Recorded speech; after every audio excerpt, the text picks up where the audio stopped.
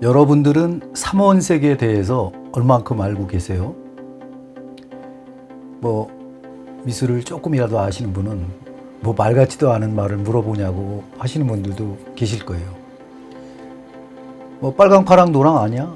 이렇게 말할 수 있죠. 하지만 빨강이라는 게 무슨 빨강?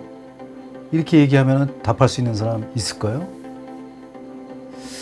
글쎄, 이거는 우리 원소 기호 아시죠?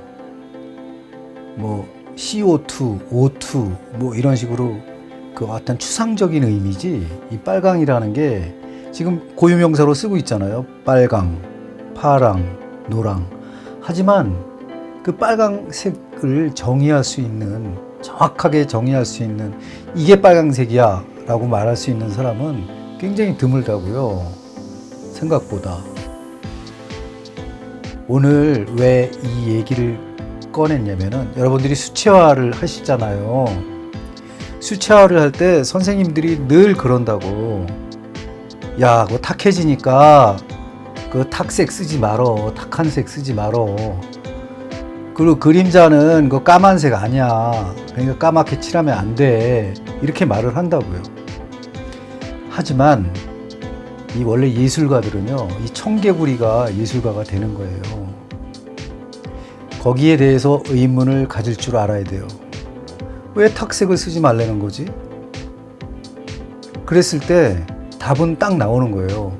아, 사람들이 좋아하는 어떤 그 스타일에 맞추려는 거구나. 이걸 빨리 깨달아야 돼요. 제가 이런 말을 하는 거는 청개구리를 마치 양산하는 것처럼 들릴지 몰라요. 항상 의문점을 갖는다는 거는 굉장히 중요한 거예요. 특히 예술에서는 우리가 흔히 알고 있는 상식을 깨지 못하면은 자기가 좀 창의적인 그림을 그리는데 좀 방해가 돼요. 그러면 이제 일부 선생님들은 그럴까요? 그럼 뭐예요? 왜 그렇게 가르쳐야 돼요? 이런 말이 나올 수가 있죠. 그러니까 모든 교육이라는 거는 굉장히 보편적이라는 거예요. 제 이야기는 그러니까 우리가 가장 기본적으로 아는 상식적인 그런 보편적인 이야기들을 하는 거라고. 근데 일반 대중들께서는 그냥 삼원색하면 빨강, 파랑, 노랑 이 정도만 아셔도 돼요, 사실은. 하지만 미술을 하는 사람은 굉장히 위험한, 그렇게 세팅을 해버리면 위험하다고. 거기에 대해서 지금 제가 얘기해 볼게요. 우리는 청개구리 보고 파란색이라고 그래요? 초록색이라고 쓰나요?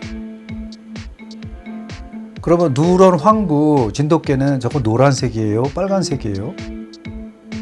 그냥 저거 밤색이에요. 저 혼합색이잖아요. 지금 현대에 우리가 구분할 수 있는 그 많은 색들이, 요즘 여러분들 이 컴퓨터 하시다 보면은 256만 가지의 어떤 색을 재현한다, 여러 가지 그런 말들을 하잖아요. 그만큼 그 어떤 이 파장의 효과가 좋다는 이야기인데, 그 애들로 얘기하자면은 그 색이 다 혼합색 아닌가요? 그게 다 탁색이잖아요. 혼합한다는 거는 탁색이라는 이야기예요. 일단 목이 잠기기 전에 좀 워밍업 좀 하고 다시 말씀드릴게요. 여러분들의 오늘 편견을 좀 깨드리려고 해요. 오늘 제가 제 팔레트에 있는 물감들을 이렇게 동글배기로 하나씩 그 화지에다가 이렇게 칠해봤어요. 근데 저기서 삼원색을 딱 골라라 하면은 참 뭘 골라야 될지 좀 그렇긴 하지만, 지금 제가 화살표를 한 거 이렇게 보면은 하나는 마더레드, 하나는 울트라마린, 하나는 크롬 옐로우란 말이에요. 사실 세분하자면은. 근데 통틀어서 삼원색이라고 얘기하잖아요. 이제 그거는 여러분들이 어떤 생각을 가져야 되냐면은, 이 세상에는 구분해 놓는 색깔이 빨주노초 파남보, 무지개색이죠. 또 오방색, 빨강, 파랑, 노랑, 까망, 하양. 이거는 뭐죠? 우리 동양에서 얘기하는 방위를 뜻하는 색이에요. 그 말은 들어보셨을 거예요. 좌청룡, 우백호, 남주장, 북현무 이런 식으로 이 각자 방위를 뜻한다고요. 어떤 때는 이 검은색이 죽음을 뜻하기도 해요. 북쪽을 뜻하기 때문에. 또 빨간색은 양기를 뜻하기도 하고 뭐 이런 식으로 각 방위를 뜻해요. 우리 동양에서는. 그러니까 그런 식으로 추상적으로도 많이 쓰여왔다고. 우리 블랙홀이라고 하잖아요. 블랙홀이라고 하는 거는 모든 이 색들이 그냥 다 혼합돼 가지고 빨려 들어가는 어둠의 공간이잖아요. 근데 그 블랙홀을 갖다가 그리려면 여러분들 어떻게 하실 거예요? 무슨 까만색을 칠하실 거예요? 그래서 이 그림자를 까만색으로 그리지 마라. 그런 거는 틀린 이야기예요. 왜 그러냐면 이 각 지구상에 존재하는 모든 물체에는 우리 눈에 시각적으로 보이는 그 색이 있어요. 물론 이게 전체 인구가 똑같지는 않아요. 그 중에 몇 퍼센트는 또 색약이 있어가지고 보통 우리는 생명이라고 하는데 뭐 가령 녹색이 잘 안 보인다거나 빨간색이 잘 안 보인다거나 하는 그런 경향이 있는 사람들도 있어요. 일단 평범하지 않으니까 상당히 다르긴 하지만 그래도 사는데 큰 불편은 없어요. 원래 이 색이라는 거는 우리 다수의 어떤 인류에 맞게끔 그 어떤 색깔을 구분해 놓은 것 뿐이지 이게 반드시 그런 거는 아니니까. 우리 동물들은 그런 걸 판단을 못 하거든요, 색을. 우리 두두 눈에는 글쎄 저 빨강, 파랑, 노랑이 안 보인다고 저는 알고 있거든요. 그래서 오늘 제가 말씀드리고 싶은 거는 제가 이제 그림을 지금 오늘 굉장히 탁색을 많이 써가면서 그릴 거예요. 원래 수채화는 거의 탁색이에요. 여러분들 아닌 것 같다고 하지 말아 주세요. 왜 그러냐면 이 그림은 다 탁색입니다. 우리가 원색이라고 하는 거 여러분들이 잘못 알고 계시는데 이 원색은 진짜 빨강, 파랑, 노랑만 딱 쓰면 모를까? 그 한 가지 추출된 물질만 쓰면 모를까? 그 옆에 있는 이 마더레드, 무슨 코치니에서 나온 무슨 레드, 그다음에 버밀리온, 인디안 핑크, 여러 가지 그 색깔이 많잖아요. 그 나머지 색은 다 그 혼합색이라고. 근데 그 혼합색조차도 원색이다? 이렇게 얘기하면 안 되는 거예요. 그건 우리가 말하기 쉽게 그냥 그렇게 얘기하는 것 뿐이에요. 그러니까 그냥 통칭으로 해갖고 파란색. 그러면 파란색은 아까 청개구리를 그럼 청자를 썼단 말이에요. 풀 청자를. 그러면은 우리가 생각하는 청바지는 무슨 색이에요? 청색이에요? 청바지니까. 그러면 또 거기에 인디고, 울트라마린, 코발트 여러 가지 그게 있단 말이에요. 그러니까 아우러 가지고 전부 다 청색이라고 하는 것 뿐이지 그 약간의 인디고 같은 색깔도 약간의 그 레드가 살짝 가미가 돼야 이 어떤 청색이 예쁜 청색이 나온다 이렇게 알고 있는 분들도 굉장히 많다고요. 그거는 거의 개인적인 취향일 뿐이지 그거를 정의할 수는 없어요. 그러니까 제가 오늘 제가 이제 늘 이렇게 써오던 기법대로 오늘 수채화를 할 건데 달동네를 그릴 거예요. 그릴 건데 제가 쓰는 색은 거의 다 탁색이라고 보시면 돼요. 그래서 탁색을 쓰지 마라 이거에 대한 거는 그렇게 말을 할 수가 없다 이렇게 말씀드릴 수 있고요. 제가 이렇게 그림을 보시면은 아시겠지만 그 검은 먹으로 제가 이 드로잉을 하고 있거든요. 일단 이 연필로 살짝 틀을 잡아 놓은 다음에 1차적으로 그 먹선을 제가 까는 중이거든요. 이 목이 너무 잠겨 가지고요. 이상하게 오늘 컨디션 괜찮은데 또 에어컨 바람 많이 먹었나? 이 먹은 말하자면 이제 여러 가지 먹 종류도 굉장히 많아요. 이 청연묵 무슨 묵 해가지고 지금 쓰고 있는 거는 그냥 우리 화방에서 팔고 있는 1,000원짜리 그냥 그 플라스틱 통에 든 먹이에요. 뭐 지금 이 바탕색을 칠하는데 뭐 별 5개짜리 이 고매원 먹을 쓸 수는 없다고 생각하거든요. 저는 뭐 그렇게 해가지고 이 더 마음속으로 이 좀 풍족한 마음을 가질 수는 있겠지만 굳이 그럴 필요는 없어요. 그 원리는 다 비슷한 거기 때문에 그 먹의 원리가 조금 좋게 만들었다고 해도 저게 다 잠길 거기 때문에 큰 상관은 없다고 생각을 합니다. 이 블랙이 사실은 제가 제일 좋아하는 색은 아이보리 블랙이에요. 아이보리라는 거는 상아잖아요. 그러니까 상아 뿔을 태우면은 그 검기가 엄청 검어가지고 스며들 듯한 그런 검은색이 나오거든요. 목이 잠긴다. 잠깐만요. 여러분들은 블랙에 대해서 얼만큼 알고 계세요? 우리가 흔히 블랙 하고 요새 이제 뭐 검은색이 너무 많잖아요. 뭐 차도 있고 또 예전에 요즘은 뭐 여러 가지 그 TV도 여러 가지로 나오지만 거의 그 외관이 전부 다 블랙이었잖아요. 블랙 그 플라스틱으로 된 것들 뭐 그런 게 굉장히 많았다고. 그러니까 사실 블랙은 우리 일상에서 떼내야 떼낼 수 없는 색이죠. 사실은 알고 보면은. 근데 블랙의 종류가 엄청 많아요. 어제 그제 제가 흰색에 대해서도 얘기했는데 흰색도 많듯이 블랙도 많습니다. 그 중에 반타 블랙이라고 있는데요.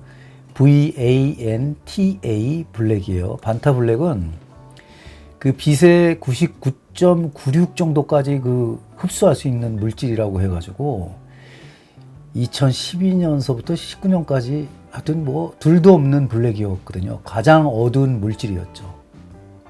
하지만 이제 1919년에 그 MIT 공대에서 그 연구진들이 개발한 신물질이 있는데요.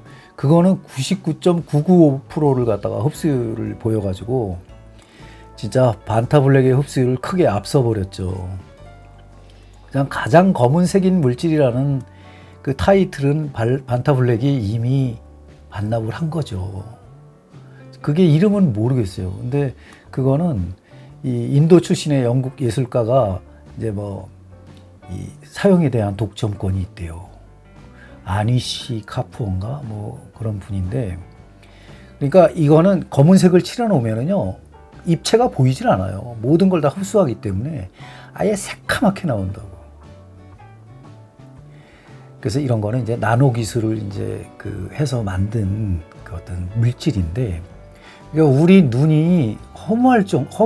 정말 우리가 검은색이라는 거는 아무리 검어도 그 검은 곳에 빛이 살짝만 들어가도 그 이렇게 살짝 뭐가 비치고 그랬었거든요. 근데 그런 과정이 아예 없애버리니까 그냥 아예 그냥 암흑 속으로 들어가는 거죠. 진짜 진정한 블랙홀이 되는 거죠. 그거는 뭐 가시광선 뭐 할 거 없이 적외선까지 그냥 다 흡수해 버리는 거니까. 그래서 사실 이 우리가 추상적으로 쓰는 어둠이라는 거 있잖아요. 어둠이라는 거는 이 우리가 상상 속에서 어둠 속에서는 아무것도 보이지 않는다라고 이렇게 하잖아요. 그 우리 시신경에 이제 그 빛이 안 들어오기 때문에 그 마음 속에도 어둠 이렇게 이제 정의하면은 야, 이거는 아예 그냥 없는 거다 이렇게 생각하기가 쉽다고요. 하지만 그거는 상상일 뿐이죠. 사실 어둠 속에서도 사실 물체가 있는 건데 안 보이는 것 뿐이에요. 우리 인간이 안 보이는 거죠. 그 존재가 없어진 건 아니거든. 제가 얼마 전에 이 낮에 별이 안 보인다 그랬잖아요. 하지만 별이 없어지는 건 아니다. 그 존재는 그 지금도 있는 거다. 그 본질이라는 거는 변하지 않는 거다. 있다. 뭐 그런 얘기를 해가지고 어떤 분이 그 말 노트에다가 써놔야 되겠다고 이제 그런 분도 계셨는데, 우리가 뭐 여러 가지 그 시어 같은 거 쓸 때 이제 그런 말 많이 쓰잖아요. 구름이 잔뜩 껴 있어도 저 속에 빛나는 별은 있듯이 뭐 이런 식으로 뭐 작업 멘트로도 쓰고 그러잖아요, 사람들이. 그렇듯이 이 색을 이렇게 정의하다 보면은 여러 가지 의문점을 갖게 되는 것에 대해서 여러분들은 행복해 하실 줄 알아야 돼요. 예술가들은. 특히 화가들은 부정하면 할수록 많은 생각을 하게 돼 있어요. 그러니까 탁색을 쓰지 마라. 왜? 왜 쓰지 말라는 거야 도대체? 이런 생각을 가질 줄 알아야 되는 거예요. 그림자? 그림자는 까만색으로 하지 말래. 왜? 할 수도 있는 거예요. 그럼 그림자를 빨간색으로 칠해볼래? 좋아. 나는 빨간색으로 칠해볼 거야. 이렇게도 얘기할 수 있는 거거든요. 항상 이 이치에 맞게 원리에 맞게 한다고 해가지고 창의적인 게 탄생하느냐 그런 건 아니에요. 그거는 과학이라고.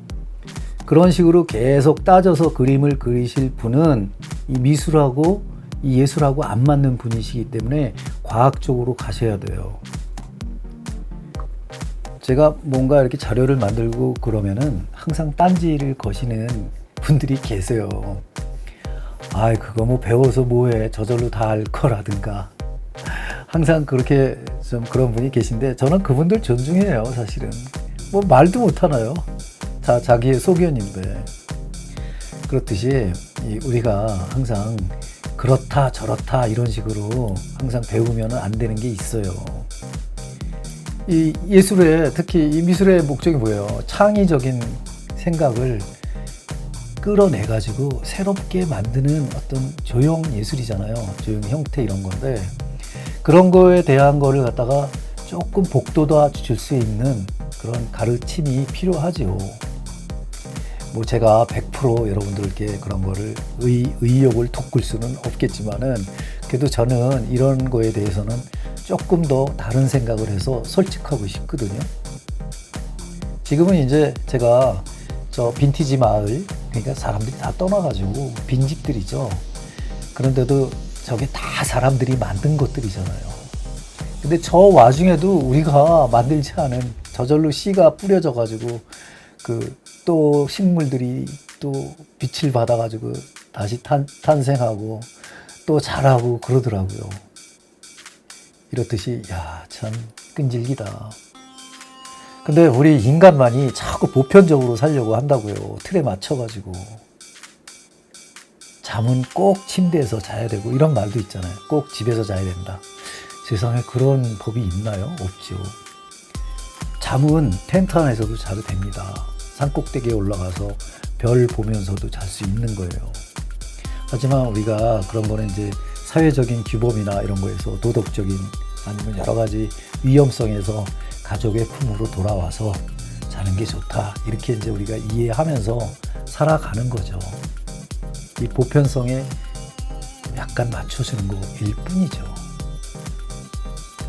이 가장 흔한 그런 보편성에 맞추면은요, 예술가를 못하는 거예요. 그러니까 지금 엄청난 화랑에서 자기가 전속 작가를 하고 있어. 근데 계속 그 데코레이션 하는 이 부자들의 눈에만 차는 그런 그림을 계속 그리는 사람은요, 다시 한번 생각을 또 해봐야 되는 거예요. 그게 영원할 것인가 아닐까 뭐 이런 문제가 아니고 좀 약간 오류를 범하고 있는 건 아닐까라고도 생각을 해보실 수 있어야 된다고. 근데 그렇게 생각하기 굉장히 힘들어요. 요즘은 뭐 다 유명해지고 싶고 성공하고 싶고 이러기 때문에 그 잣대가 나름 이렇게 세워져 있다고. 근데 그런 거가 은근히 가만히 이렇게 있을 때는요, 그게 독소죠.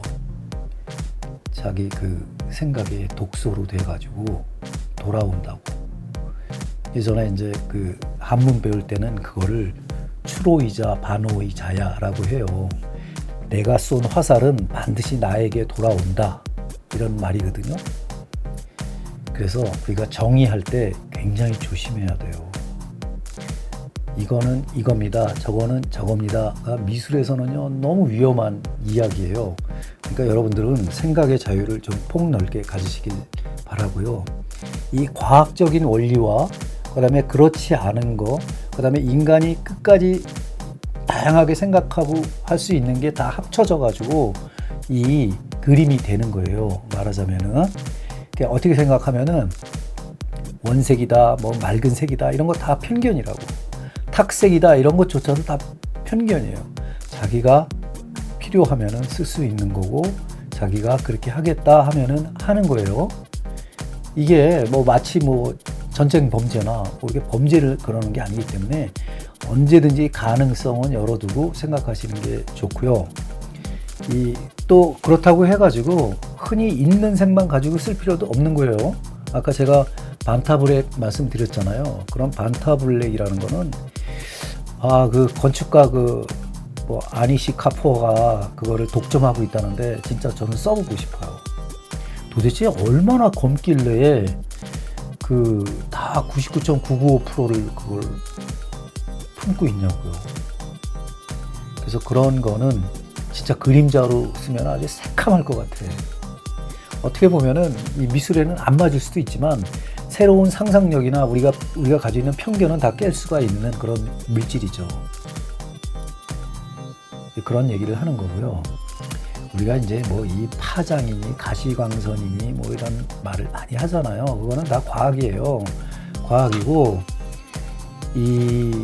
하여튼 이 반타블랙이나 이런 거는 이제 이 공업용으로 대체품이 되고 이런 거는 없겠지만은 다른 분야에 어떤 그런 거는 또 모르겠어요. 접착력도 뛰어나다는 얘기를 제가 들은 적이 있거든요.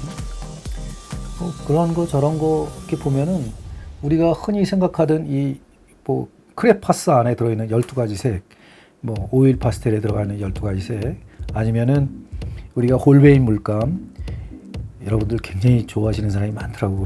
굉장히 비싸요, 그거. 튜브 하나에 다 12,000원, 15,000원 해요. 그러니까 12가지를 사려면은 그게 20만 원 가까이 된다고. 근데 그런 거 저런 거 다 우리가 고급스럽게 만들어 놓은 것들이지만은 그조차도 편견이라는 이야기고요. 우리가 예쁘다, 좋다 하는 그런 색깔들, 그런 거는 이 보편성에 너무 치우치면 안 돼요. 그런 것보다도 더 이상적이고 더 창의적이고 새로운 각도로 보여줄 수 있는 거는 얼마든지 존재하기 때문에 여러분들이 오늘은 제가 이렇게 탁색 그림을 그리면서 이 가을 풍경이거든요. 그리고 그 풍경에 거의 한 15% 20% 정도만 정도만 있고요. 나머지는 다 과장이에요. 제가 만들어내는 거기 때문에. 지금 감나무도 좀 제가 더 표현하고 있고, 밑에 이 건불들도 막 그냥 꽃이 다 지고, 이제 이 가을철이니까 황색으로 물들어가고 있는 것들, 그런 것들을 주제로 삼아가지고 그리고 있거든요. 이게 이제 겨울철로 들어서면은 저게 건불이 막 부서지죠. 부서져가지고 이제 검틱한 색으로 이제 다 변하죠. 그러다 또 봄 되면 언제 그랬냐는 듯이 또 초록색이 막 올라오거든요. 근데 저런 게 다 불필요할 것 같지만 저거는 또 거름이 돼가지고 또 다음 꽃을 위한 흙의 자양분이 되기도 하고요. 또 저런 풀떼기 건물들은 다시 또 새들이 물어다가 또 보금자리를 꾸미기도 하고 하기 때문에 결국은 다 어우러져 가지고 이게 살아가고 있는 거거든요. 그래서 제가 이런 풍경화나 이런 거를 좋아하게 됐나 봐요. 그러면서도 우리가 항상 제가 머릿속에 떠나지 않는 생각은 모든 인위적으로 만든 물건들, 그래서 이제 제가 또 스틸라이프를 번갈아 가면서 그리고 있는 거거든요. 인체도 많이 하는 편인데 아직 인물화는 조금 더 제가 더 준비해가지고 콘텐츠를 만들게요. 저도 인물화를 눈 감은 표정전을 오랫동안 해왔기 때문에 이번에는 눈 뜬 표정을 한번 해서 콘텐츠를 또 하나 만들 예정이거든요. 어떻게 보면은 우리 유튜브 가족들을 위한, 구독자 선생님들을 위한 그런 어떤 이야기가 되겠지만은 그래도 상당히 영양가가 있으려고 노력을 해요. 요즘 MZ 세대들 말 맞다나 좀 사이다가 됐으면 좋겠어요. 이런 제가 만드는 콘텐츠들이. 오늘 수업은 이렇게 보니까 지금 한 25분 정도 넘어가고 있거든요. 제가 보충 자료 조금 더 정리해서 놓고 시간 타이밍을 조금 조절해 가지고 보여드릴 예정이고요. 지금 이 스케치는 오늘 한 거기 때문에 이게 완벽하게 끝나려면은 저는 좀 뜸을 좀 많이 들이는 편이거든요. 이거 좀 뒤집어 놨다가 또 어떤 시간이 있을 때 다시 2편을 만들면서 2편에 내가 지난번에 썼던 이 탁색이 이렇게 변했습니다. 변했는데 여기다가 또 추가할 그런 뭐 모델링 페이스트나 아니면 여러 가지 안료라든가 이런 걸 해서 더 깊고 빈티지스러운 그런 맛을 냈습니다라고 또 2편 영상을 만들 예정입니다. 그때도 많이 봐주시기 바라고요. 요즘 제가 영상을 만들 때 좀 약간 이론적인 거를 한두 가지는 껴놓고 있어요. 왜냐면은 이게 단순한 거지만은 약간 편견을 가지고 보기 시작하면은 알게 모르게 오랜 세월 동안 그 머릿속에서 떠나지 않기 때문에 머리가 그냥 막 세팅이 돼버려요. 그러니까 그걸 깨지를 못한다고. 막 너무 바빠가지고 그림 그리다 보면은 우리가 빨간색 점을 보면은 그 일장기를 보는 것 같은 그런 느낌이 있는 거예요. 그리고 아까 동글뱅이 막 하는데 나는 어떤 생각을 했냐면, 뭔 야요이 쿠사마가 그 우리나라 휩쓸고 있어요. 그 비싸게 막 하나에 막 10억이 넘어가고 막 그런 식으로.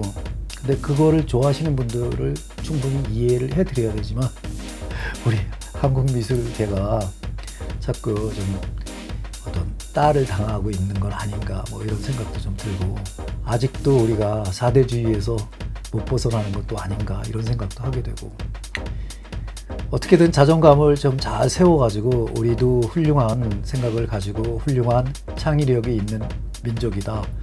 그런 민족 중에 또 하나의 축을 담당하고 있는 하나의 인간이다.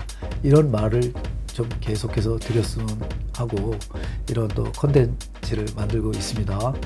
여러분들 요즘 구독자 선생님들 많이 들어오시는데 응원 많이 해주시기 바라고요.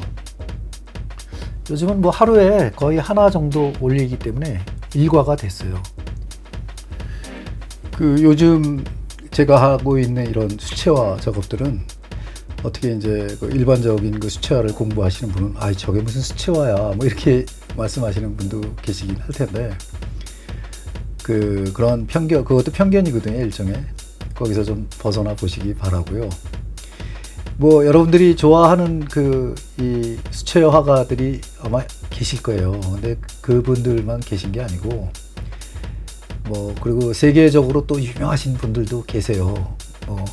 이 앤드류 와이어스 같은 분들은 다 작고하신 분들이지만 한 족적을 남기신 분이죠. 수채화로. 그분 작업하는 거 보면은 뭐 스폰치로 막 찍기도 하고 여러 가지 포르타주적인 그런 기법도 쓰고, 그 다음에 물맛을 주기도 하지만 때로는 불투명 어떤 흰색을 막 섞어가지고 일부러 탁색을 내기도 하고 하기 때문에 여러분들이 탁색이라고 해가지고 무조건 이렇게 배척하고 뭐 그런 거는 좋은 방법은 아니에요. 그리고 요새는 또 이제 마스킹 그런 액을 많이 쓰잖아요. 어떤 하이라이트 부분을 남기기 위해서. 근데 그조차도 사실은 숙달이 돼야 돼요. 근데 그거를 편리성에 의해 가지고 그렇게 하다 보면은 자꾸 이 회화적인 맛이 이렇게 좀 반감되는 약간 좀 디자인적인 맛이 가미가 되고 이런 것도 있기 때문에 그것도 연습을 좀 많이 하시고 하셔야 돼요. 그래서 어떻게 보면은 이 고수들은 그런 거 잘 안 쓴다고, 그런 어떤 편리성에 의한 그런 것들을 잘 안 쓰고 그냥 거의 다 그냥 붓에 의존해 가지고 세워라 내워라 그냥 이렇게 꾸며 나가죠. 그런 분들이 거의 대부분이시죠. 그리고 붓도 뭐 갈필할 거 없이 동양화분 뭐 여러 가지를 다 써가지고 아주 뭐 달인들이 엄청 많으십니다. 특히 우리나라 수채화 1세대들은 이제 다 거의 다 돌아가셨지만은 바로 그때 같이 존재하셨던 지금 90이 넘어가신 분들, 그분들은 달인들이 많으세요. 단지 이제 요즘 트렌드하고 요즘 뭐 이런 패러다임하고 안 맞는다고 해가지고 약간 소외감을 느끼실 수도 있는데 뭐 그건 할 수 없는 거죠. 뭐 각 시대마다 어떤 젊은 사람들이 또 일반 사람들이 좋아하고 안 좋아하는 거는 그거는 진짜 거의 팔자거든요. 그거 할 수 없습니다. 그런 거는. 오죽하면 고흐가 못 해본 것 없이 다 해본 사람도 결국은 그림 못 팔고 죽었잖아요. 그리고 자기가 유명해질 줄 아나요? 그러면 모르지. 하지만은 평생 그림을 사랑하고 그림을 진짜 잘 그리다 죽었죠. 괴팍해서 탈이었지만, 뭐 제가 서두에도 얘기했지만 좀 약간 이 편견에서 벗어난 사람들이 오히려 이 창의력은 굉장히 뛰어나거든요. 이 소재를 선택하는 것도 남다르죠. 뭐 보통은 다 예쁘고 좋은 거 이런 쪽으로 찾아가지만 반드시 그렇지는 않아요.